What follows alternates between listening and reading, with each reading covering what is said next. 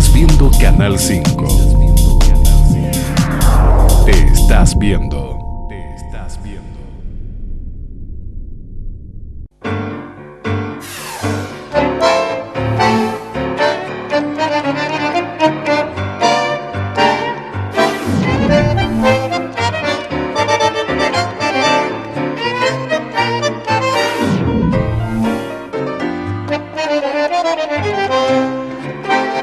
Buenas noches, mis queridos amigos, nuevamente en Vox Populi, el programa creado para usted, el programa que le dice la verdad.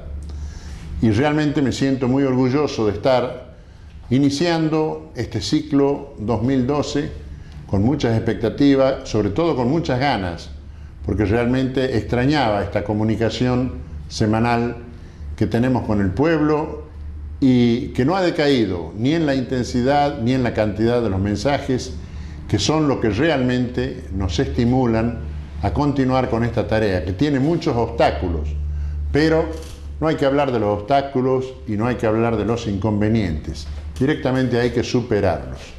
Como decía ese gran escritor portugués, con las piedras que nos ponen en el camino, algún día me haré un castillo. Yo ya creo que vamos camino, me está faltando el terreno para que empecemos a edificarlo a ese castillo. Realmente vamos a hablar, les voy a contar algunas cosas que ustedes no saben, que quedan en los entretelones de todos los esfuerzos que se hacen para salir al aire, pero lo vamos a hablar más adelante. Quiero antes que nada decirle que nosotros volvemos precisamente para no ser proscriptos. Y en este domingo 15 vuelve a la televisión un grande, que realmente es un periodista, como el caso del conocidísimo Lanata, que vuelve a la televisión y realmente los tucumanos no tuvieron la oportunidad de asistir a ese programa que había sido promocionado, no solo por el regreso de Jorge Lanata al gran público y a la televisión por aire, sino también porque todo el mundo sabía que iba a tocar un tema que hoy es urticante, que compromete al vicepresidente de la Nación, Amado Boudou, y también, por qué no decirlo, compromete a todo el gobierno nacional, como es el caso de esta investigación que está llevando a cabo el juez Rafecas sobre el caso Chicone, el sonado caso de Chicone Calcográfica. Yo creo que la pregunta que nos tenemos que contestar hoy todos es por qué se lo vio en todo el país a Jorge Lanata y por qué no se lo vio en Tucumán. Y yo quiero ayudarles a ustedes con algunos elementos de juicio para que a lo largo de este programa vayamos elaborando una respuesta a esta pregunta. Qué curioso. Canal 10, ya sabemos, lo maneja Alperovich y Alperovich no dejó que Lanata estuviera presente en Tucumán, en los hogares tucumanos el día domingo.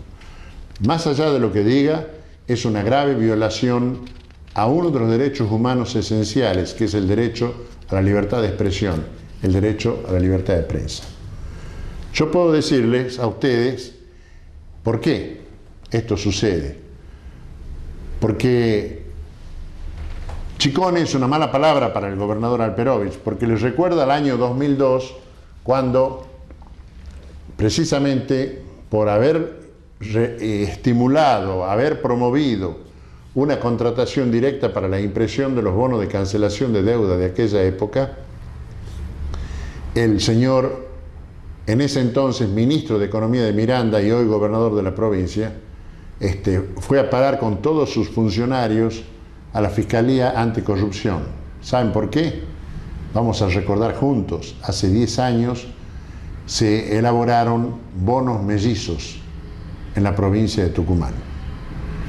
Una emisión de 20 millones de pesos que antes de salir a la calle ya habían sacado a pasear a los mellizos. Y que esto cayó en el ámbito de la Fiscalía Anticorrupción, que en ese momento dirigía quien es nuestro invitado de hoy, el doctor Esteban Jerez.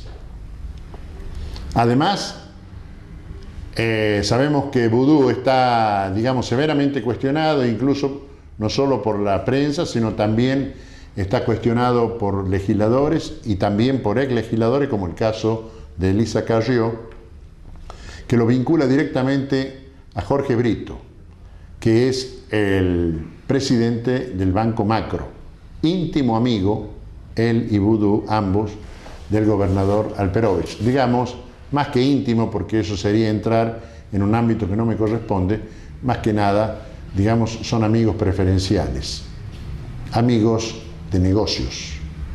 Lo cierto es que volver a recrear el ambiente de la producción de bonos mellizos en Tucumán realmente era una cosa que no le conviene al señor gobernador, que se lo vincule con un hecho que nunca fue esclarecido. Y si no fue esclarecido, digamos, es una materia pendiente de la justicia tucumana el hacerlo y no dejar que las causas vayan prescribiendo. Yo puedo decirles que hay dos hechos que son singulares y que realmente me ponen en condición de poder hablar. Por una circunstancia que hemos repetido hasta el cansancio en este programa. Hay que tener derecho a la crítica. No cualquiera puede ser un bocón irresponsable que dice cualquier cosa. Y yo el derecho a la crítica lo he adquirido. Y ustedes van a ver, los que les voy a mostrar ahora, que tanto en mi actuación legislativa en ese entonces, porque en el 2002 era legislador de la provincia, les he traído algunos trechos de una exposición mía en la legislatura, como también en el libro El Festín de los Caranchos, que fue publicado en el 2004, o sea, 8 años antes de hoy. El libro fue publicado hace 8 años, nadie puede decir que he ido a preparar el libro para lo que yo he escrito ahí, que muchos no han leído y se hacen los sonsos, y otros no han podido leerlo porque no han tenido la oportunidad de acceder a ese material. Miren lo que decíamos en ese momento. En la página 269 de mi libro El Festín de los Caranchos, decíamos: en agosto de 1986 optamos por la Casa de la Moneda para la impresión de los bonos, por ser una entidad oficial, me refiero al gobierno de Riera. Aunque su presupuesto era un poco más elevado que el presentado por Chicón y Calcográfica, entendíamos que había dos razones para que la Casa de la Moneda encarase este trabajo. Por un lado, el respaldo oficial a la impresión y emisión del bono, y además para brindar más seguridad al usuario.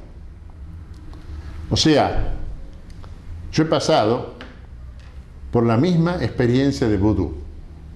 Me podía inclinar por Chicón y Calcográfica, que me invitó, me hizo conocer su fábrica en Buenos Aires, me brindó atenciones para que conociera todo de ellos, o podía optar por la Casa de la Moneda. Y Chicón y Calcográfica cobraba menos, pero yo opté por el Estado. Opté por la Casa de la Moneda, porque aún cobrándome un poco más, era dinero que siempre quedaba dentro del Estado, que es la estructura jurídica del pueblo. Siempre estaba, sale del bolsillo del Estado tucumano, pero entra en el bolsillo del Estado nacional. Sale del bolsillo del Estado nacional, entra en el bolsillo de los tucumanos, pero siempre está dentro del pueblo, no se va hacia otro lado. Y además nadie podía dudar de que a una moneda nueva que se la ponía en circulación había que dotarla no solo de las seguridades, sino también había que dotarla del respaldo y la seriedad de una entidad como la Casa de la Moneda. Vudú optó por Chicone. ¿Cuáles son las razones? A mí particularmente no me interesa. A mí y a ustedes hoy nos interesa más las cuestiones comarcanas. ¿Por qué el gobernador prohibió a la nata? Continuamos diciendo en el mismo libro, en la misma página, otro aspecto vinculado con la corrupción que vino a ensombrecer aún más este panorama fue la aparición de bonos mellizos, o sea, títulos con igual numeración para completar el desorden existente. Me refiero al gobierno de Miranda, donde Alperovich era su ministro. No se quedaron satisfechos con la emisión descontrolada de bonos para financiar la fiesta mirandista, sino que ante la proximidad de elecciones resolvieron imprimir bonos mellizos. Eso está en el libro, no lo inventamos hoy. Y a esto habría que agregarle algo más que tiene que ver con mi actuación legislativa, y también voy a precisar que en esa época y en la sesión especial extraordinaria de la legislatura provincial del 5 de marzo del 2002, nuestros adversarios pueden ir a consultar el diario de sesiones de ese momento, también hice referencia a este delito cuando dije: esto es transcripción literal de lo que afirmé en esa sesión legislativa. Hay una acusación muy grave contra Ciccone, 2002. La empresa que estaba acusada de hacer los bonos mellizos en Tucumán, esos bonos que no aparecen. Esta acusación está realizada por una empresa que se llama SICPA, S-I-C-P-A, Sociedad Anónima. Pero no es una empresa cualquiera, es una empresa suiza con 75 años de antigüedad en ese país. Allí no es empresario cualquiera, y menos durante 75 años. Esta empresa le provee una tinta especial, es una tinta de efecto óptico variable, que es el elemento fundamental para la seguridad en la impresión de los bonos, de los patacones, de los pesos, de los pasaportes. Y como esta empresa, por un problema contractual entre ambas firmas, entre Ciccone y SICPA, dejó de proveer la tinta, ahora resulta que Ciccone le pone cualquier tinta a los patacones. Los patacones eran los bonos de la provincia de Buenos Aires. Y allá como acá, con los bonos mellizos, allí también el gobernador de Buenos Aires deja que se imprima con la otra tinta. Pareciera ser que la tecnología de la duplicación de la moneda, decíamos en ese entonces, la tecnología de la clonación instaurada en Tucumán ya está trascendiendo la frontera y está entrando en la provincia de Buenos Aires. Entonces, me imagino que los señores televidentes a esta altura del partido, y con la información que les estoy proporcionando, ya se pueden dar cuenta por qué Alperovich proscribió a la Nata. Y para aquellos que no creen, porque no le dan crédito al festín de los caranchos, o no le quieren dar crédito a lo que yo dije en la legislatura, les voy a invitar muy cordialmente a que repasemos algunos artículos, algunos párrafos de los artículos publicados por una fuente insospechable como es el diario La Gaceta de Tucumán. El miércoles 11 de diciembre del 2002, decía en un artículo: el exministro de Economía Joaquín Ferri se halla imputado por el fiscal anticorrupción Esteban Jerez de rubricar en forma dolosa decretos con la única finalidad de beneficiar a Ciccone Calcográfica para la impresión y a Interplata para el traslado de los billetes, y por proceder a efectuar emisiones duplicadas de bono en connivencia con el directorio de la empresa. En su declaración, Ferri solo negó en términos generales la acusación y afirmó haber actuado siempre de acuerdo a las normas legales y en cumplimiento de la ley. Esto dice el diario, no lo digo yo. Lunes 9 de diciembre de 2002.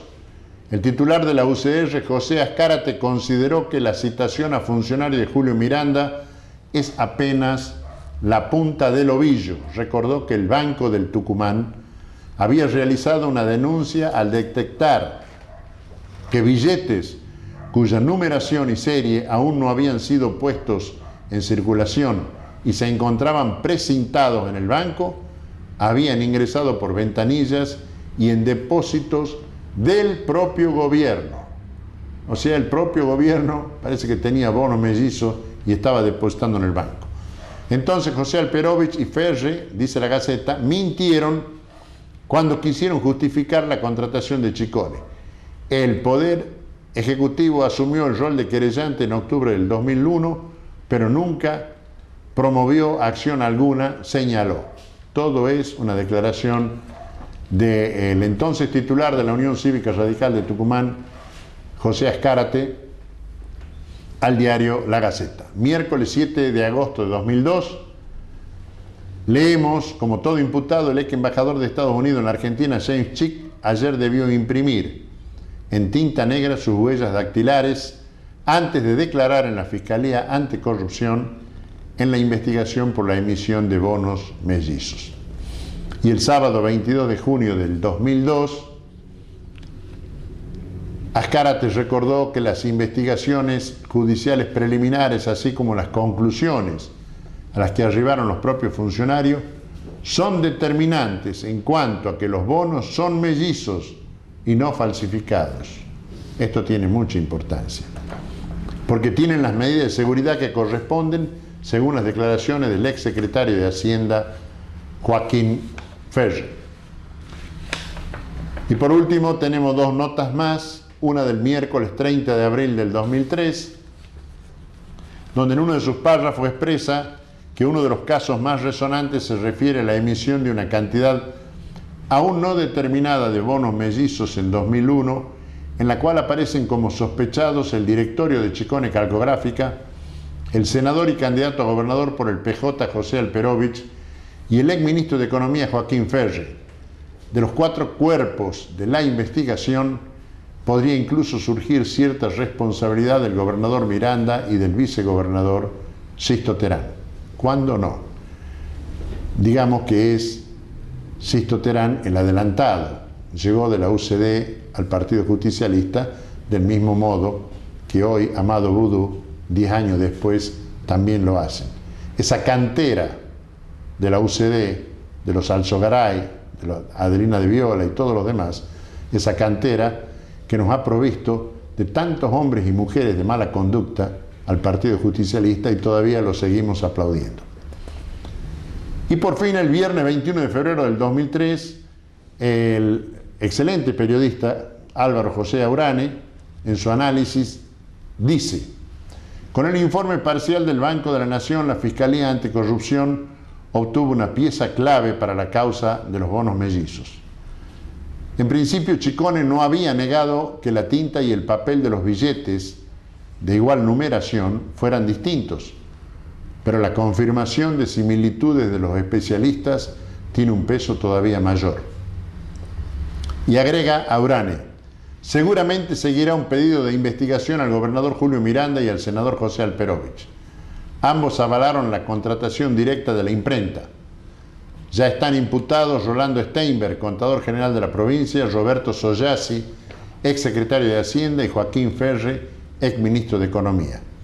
Jerez, desde el inicio, apuntó al área económica del Poder Ejecutivo, concluye Álvaro Aurane. Creo que a esta altura del relato ya a usted no le quedan dudas por qué José Alperovich proscribió a Jorge Lanatas el domingo pasado.